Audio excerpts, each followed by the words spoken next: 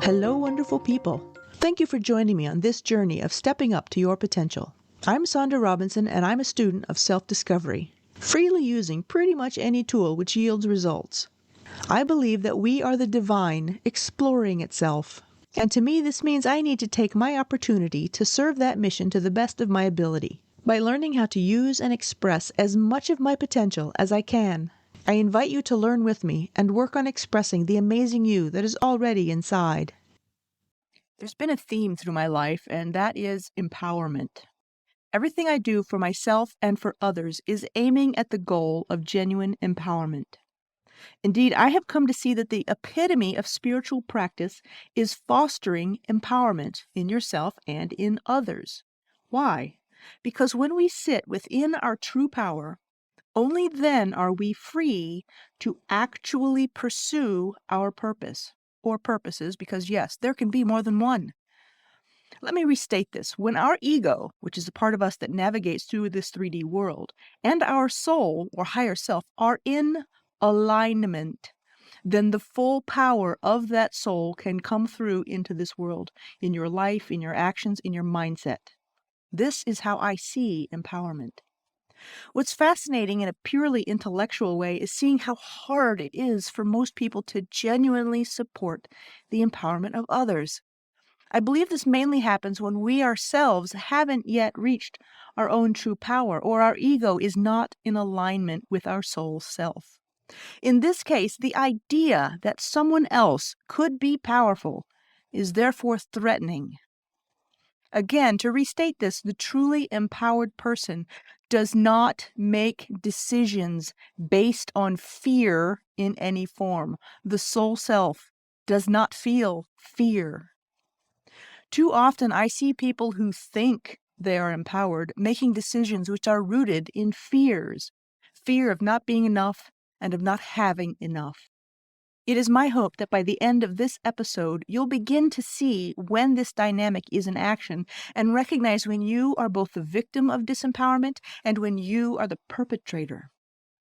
Until we can recognize what empowerment looks like and feels like in ourselves and others, I've noticed most people are in what they believe to be a power tug of war.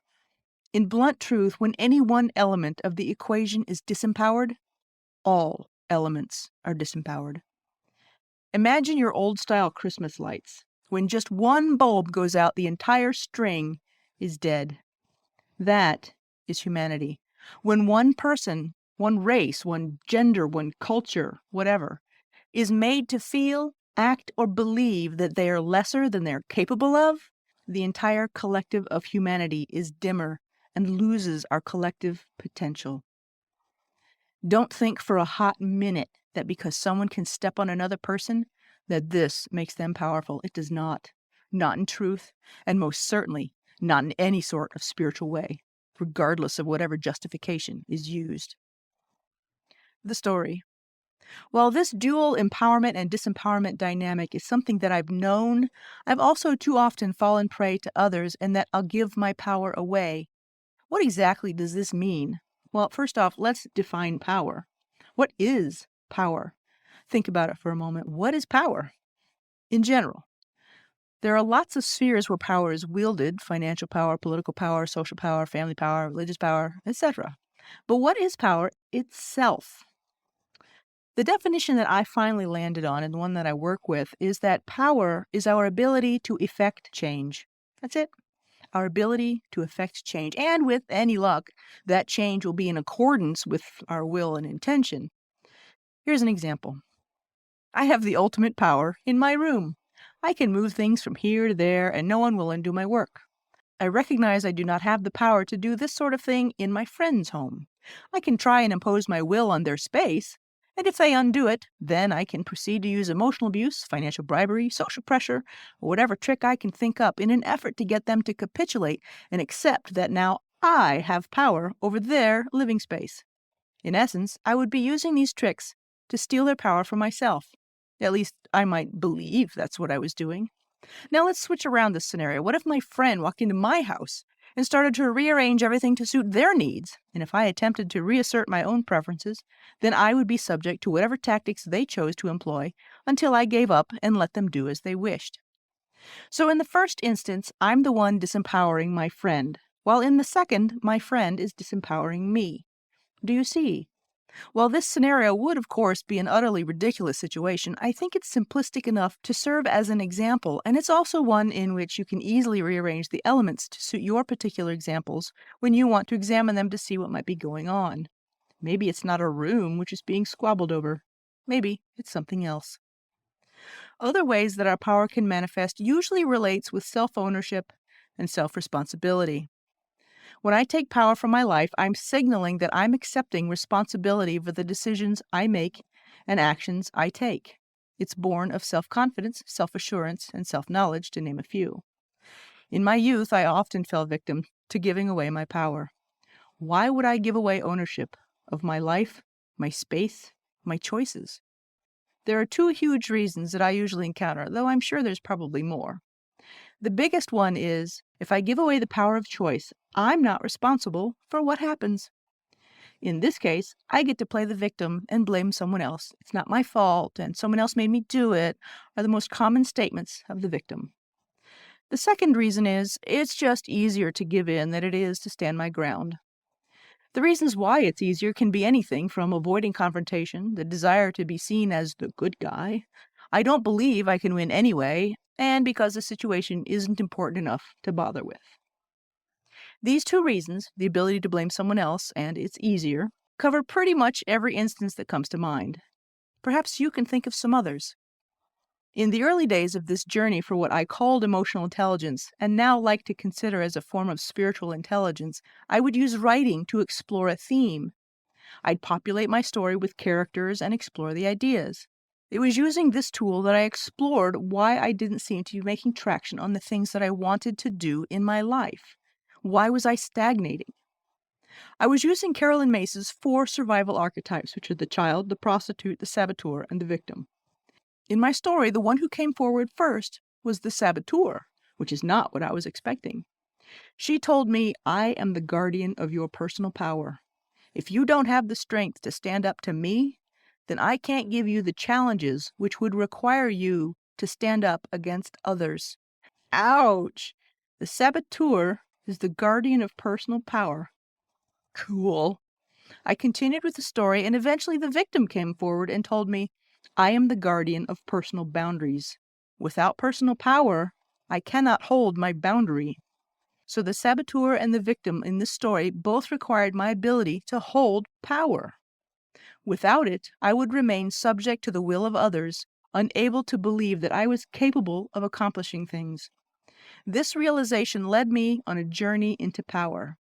As a woman, this led me on a gnarly journey into some heavily inherited karmic crap.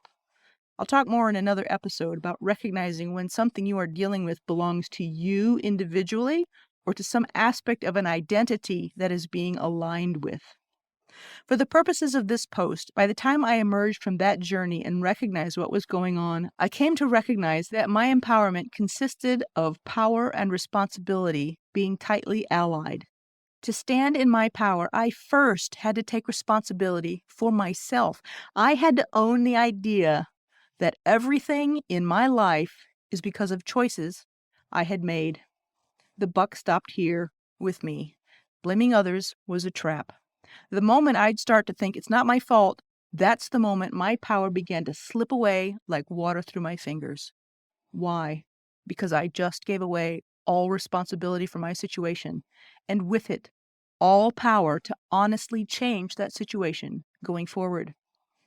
I had to realize that life didn't happen to me, it happened for me. Right now, worldwide, we have a huge victim mindset culture, and it is so prevalent. It is just sad. It is so sad. In spiritual circles, I hear the term standing in my sovereignty. What exactly does that mean? Sovereignty is complete independence and self-governance. You know what that sounds like? Power and responsibility. So if I stand in my sovereignty, I'm standing in my power center and owning the fact that my life is mine to make of it what I will. When this is a mature understanding, it also means that stepping on the sovereignty of others would be unthinkable.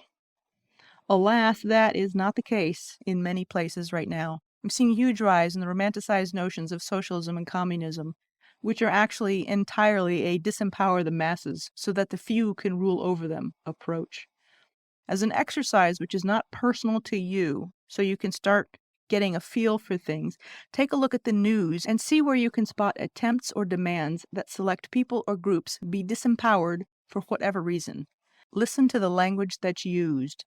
Feel how your emotional centers respond, how the energy in your body responds to disempowering language versus empowering language. You can feel it. Your entire body responds. So feel that.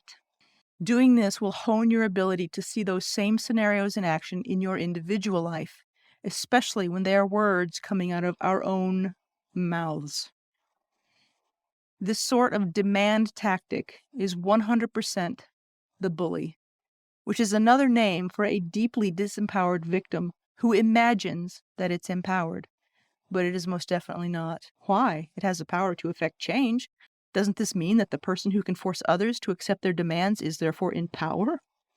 Perhaps they hold a fragile kind of power, but they are not empowered. Why?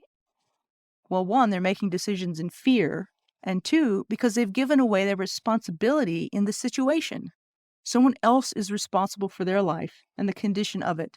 And while that might be true about the past, empowerment doesn't look backwards, and it does not make decisions based on fear. Anger is a mask worn by fear. I don't know about you, but I can't undo the mistakes of the past. Sure, I can spend my time saying the situation isn't my fault, it's not fair that I have to endure this, and the ones who put me in this situation need to do something to change. Ooh, hoo, hoo. There, did you hear it? Someone else needs to be responsible for changing my life because I do not have the power to do it myself. That's the second half of that statement. And anyone who tries to convince you that taking responsibility for their situation is somehow morally wrong or bad, run. That person is trying to disempower you in a false attempt to build themselves up. In other words, that person is a bully, and you'd be wise not to give them your lunch money. Also learn to recognize when you are in the bully role and when you are trying to take someone else's power to bolster your ideals, agenda, vision, identity, etc. This is definitely where I've found that my observer self can help. I also had to learn to recognize when I was in the bully role or when I was trying to take someone else's power to bolster whatever my ideal, agenda, vision, identity, whatever was. This is definitely where the observer self came in super handy. So if that's not something you've mastered yet, you can revisit that topic, which is linked in my blog post. Do be aware that bullies do not always take the obvious route. I've gotten to the point where I can feel when I'm starting to negatively impact somebody else's power on my own. I've worked with these concepts enough to become very sensitive to power losses and gains in those around me and within myself.